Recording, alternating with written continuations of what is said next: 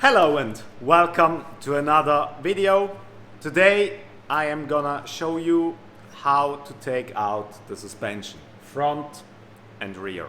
The reason why I'm gonna take out the suspension, the Öhlins, is because I sold this one, because I'm getting the new version which has a little bit stronger dampers or a little bit stiffer dampers and stronger springs or harder springs. And the Öhlins Center Switzerland Schleppi Racetech, they made some modifications to it as well, so it fits my needs perfectly.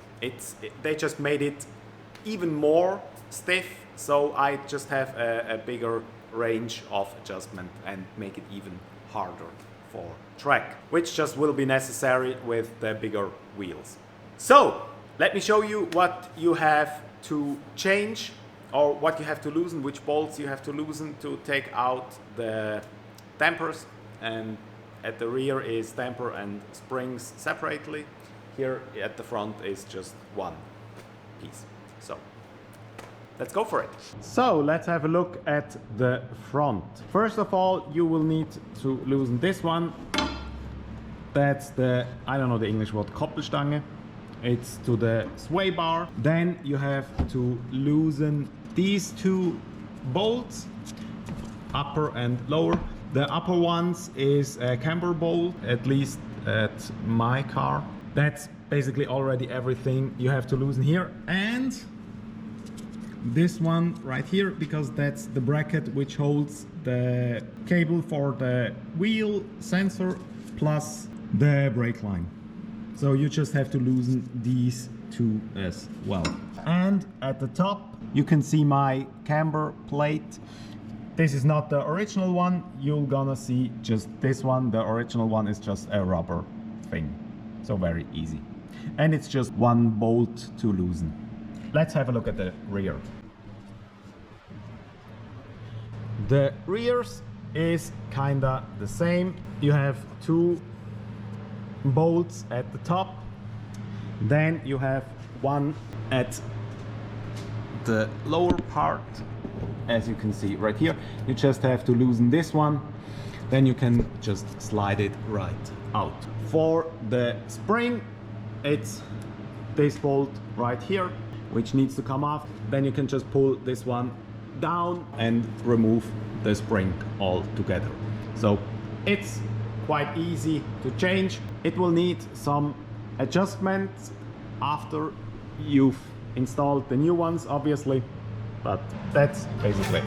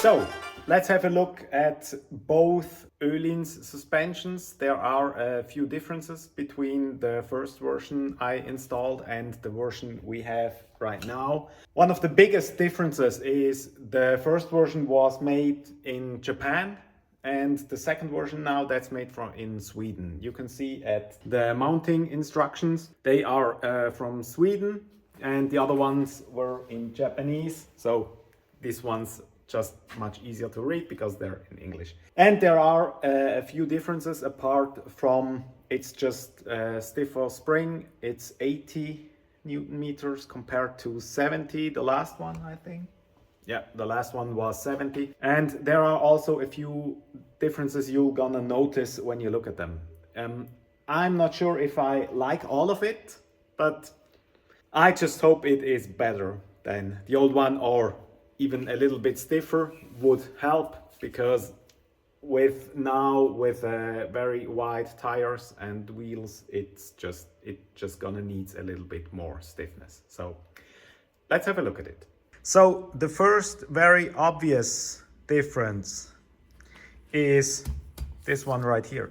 As you can see, this one's welded, and that is one big plate.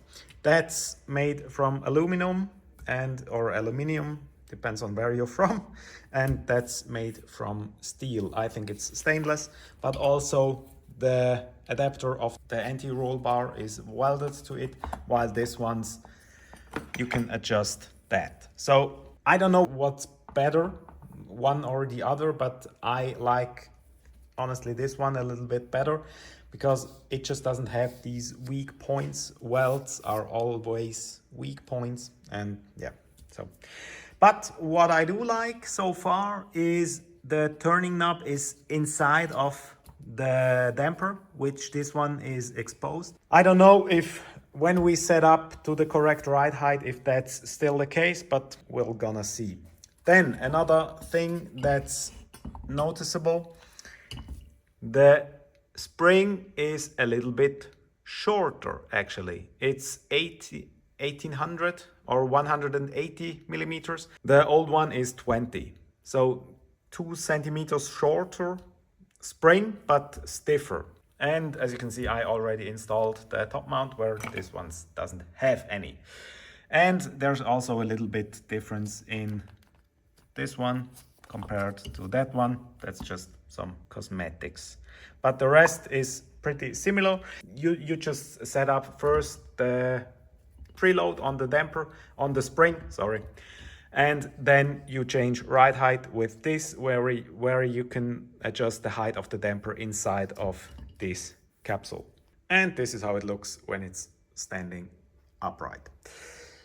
Coming to the back. The backs also, the rears are also a little bit different. As you can see, this one up here, this one's a little bit shorter than this one. Also the protection stuff, it's all over the place. And while this one's just protecting the exposed damper, this one's gonna protect also the tread, which is nice, but yeah, I don't know what's better. Coming to the bottom. The bottom is also a little bit different. As you can see here, it's fitted in, and this one's just like this. You have to pull it over here and then fix it with a zip tie, or just let it loose like it is right now. But the lowest part right here, that's just exposed. Then there's another little difference. When you turn it to the side, you can see there's an insert, this one. So you put this one in here. It's a spacer for this bolt. The new one has these small spacers on each side. Let me just show you.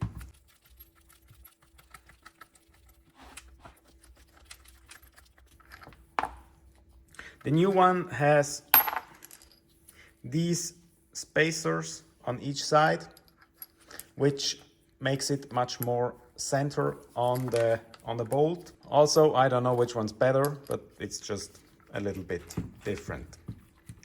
Let's just put that back on so it doesn't fall apart. So Now let's have a look at the spring setup, the rears. And here you can see a major difference. Oh yeah, I have to zip tie these on. They are not finished yet. I will finish that once everything's installed. Here's the difference, pretty obvious. It's much taller, so the spring is much longer. One of the benefits of that is you don't have to expose this much tread. The tread is in here, and it's also a little bit golden, while this one's not, but that's just some small details. While the old one, you could reuse this one, the stock plastic thingy. You can't do that with the new one. There you just have this. So I think it will be a little bit more harsh than the one before. And as you can see right now, they're pretty much the same height, right? I installed, or I set this one, the left one, up for minus 40 millimeters. This one's also now set for minus 40 millimeters, but I can't go any lower. So that's it. While with this one, I can just adjust it to, I don't know, wherever I want it. So also this one, the adjustment is not that much. You don't have that much adjustment compared to the old one. It is what it is, and minus 40 at the rear is pretty much enough for me. So as you saw, there are a few differences between the old and the new one. I don't know which one's actually better. The old one was pretty much fine. The new one is just a little bit more stiff. And as said, I got a custom setup for the damping, which will just make it a little bit better set up for my car and my purpose. Now let's just install it. And on top of just replacing the suspension, we're gonna replace the heavy steel bolts as well. This one, that's the H&R camber bolt.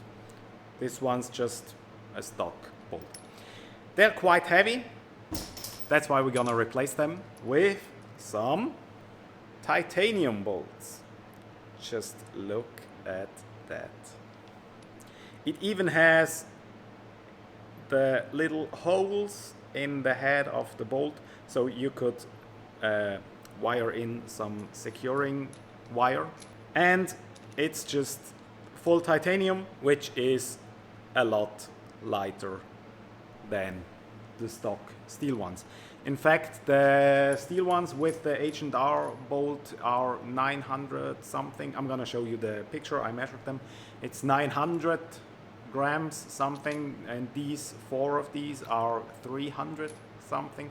So we save another 600 grams at the front axle, which is nice. I don't think it's gonna change that much, or that the car is gonna drive totally different now.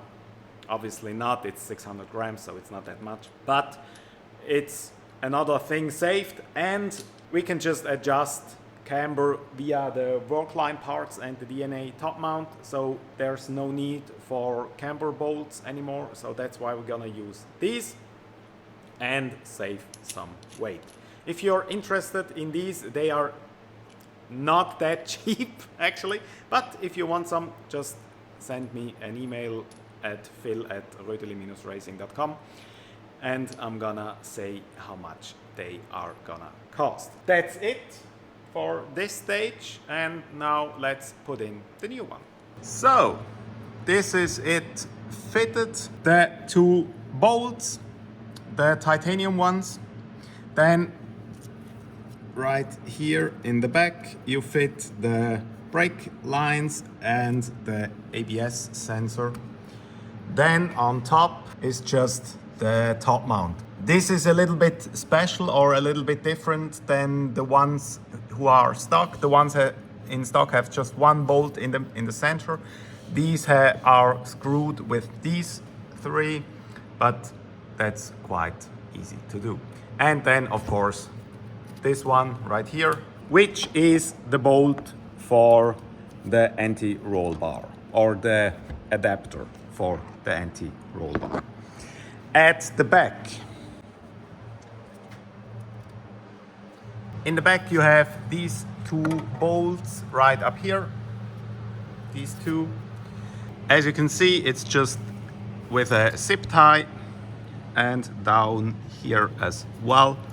Here you have the adjustment for the damping setup, and as you can see, there's not much room left to set up anything or set up the height. I think it's now at the maximum height, which is 40 millimeters. But we're gonna see when the car is on the ground. We obviously have to do a full alignment as well as a ride height check.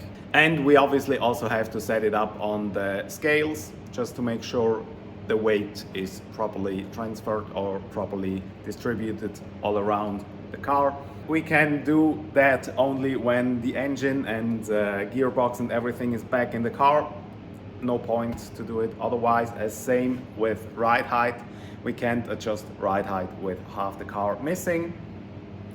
So that's a thing for in a couple of weeks. Let's have a look at the top, how you set up these top plates, and I can tell you how you can set up your own with the stock top mount. And this is the top mount, just right here. Normally you have just one bolt in the center with some rubber thing around it. We have this one where you can set up camber and caster depending on how you turn them. You can just turn this one, and the bolt in here shows you how it is. Now it's set up for maximum camber, and I also marked the bolt with the white color. Red was before, now it's white, just to make sure everything's properly installed. So that's it for this video. If you have any questions, just let me know in the comments, or if you want to see something else. Thanks for watching. See you next time. Have a good week. Goodbye.